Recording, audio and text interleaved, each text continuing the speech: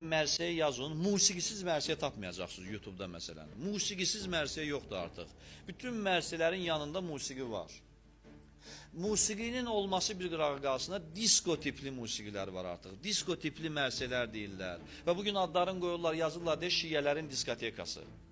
Bu cür bizi təqdim edirlər ki, bax şiələr budur.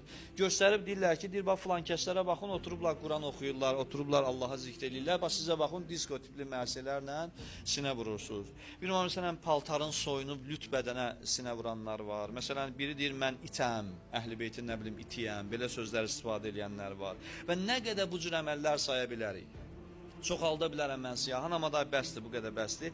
Və ən qəribəsi bilirsiniz nədir? Bu işlərə etiraz eləyəndə, həmin adamları öz əqidəsinə ziyan vuranlar adlandıranda, deyirik ki, bunlar öz əqidəmizə ziyan vurur. Bəzi adamlar tapılır ki, dediyim kimi, sənə Əhl-i-Beytə düşmənçilikdə itham edir. Sən başa sala bilmirsən ki, mənim ürəyim yanmasaydı öz əqidəmə, mənim ürəyim yanmasaydı öz dinimə, ömür billah onları tənqid eləyib özümü pis eləməzdim.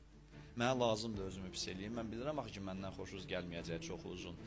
Mən şirin qoğal olmaq istəsəydim, heç vaxt sizi tənqid eləməzdim. Canım yanır, vicdanım da belə deyək, öz əqidəm üçün tərpənir deyə, sirkələnir deyə. Mən bəzən bu mövzulara qayıdıram. İndi mən bir məsələni deyəcəyim. Bax, sözümü sona gətirirəm yavaş-yavaş. Deyirsən ki, bəzi əməllər, bu əməllər səbəb olur ki, bizim əqidəmiz ləkələnir. Qayıdıb sənə nəsə yaxşıdır. Deyir, ləkələnsin də, onsuz da deyir, düşmən nəsə tapacaq bizə yapışdırmağa, deməyə. Deyirsən ki, əzizim, gəl biz sağlam iş görək, düşmən bizim sağlam işimizi tənqid eləyəndə, biz də onların qabağında rahat məntiqli cavab verək.